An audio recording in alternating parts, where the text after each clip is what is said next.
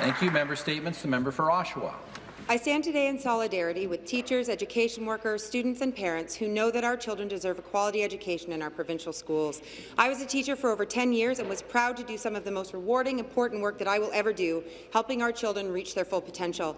Our educators and education workers love what they do and should be appreciated and supported. Instead, this Premier and his minister have come out the gate swinging an axe at our public education system, undermining our boards and painting our teachers as incapable. Well, they aren't. Is this government incapable of recognizing the need to invest in our schools and students? We have a $16 billion repair backlog. This government is ripping funding away from families of children with autism who will be funneled from needs-based therapy into our schools without transitions and without support. And this Premier thinks the way to improve is to cut. Here are some constituent thoughts for the Premier. Tracy says, quote, austerity measures are never an excuse for harming our most vulnerable population, our children. Your proposed changes are inequitable and dangerous. Christina says, with class sizes increasing, online courses being mandatory, and the threat of removing university-educated teachers from K to 3, that only means one thing for me. My job, which I love, is at risk.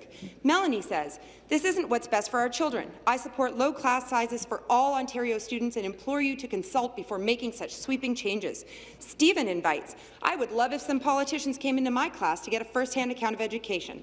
Tammy says, we can't afford to find efficiencies at the expense of students by taking teachers and support staff out of classrooms and cutting funding for programs that help kids thrive.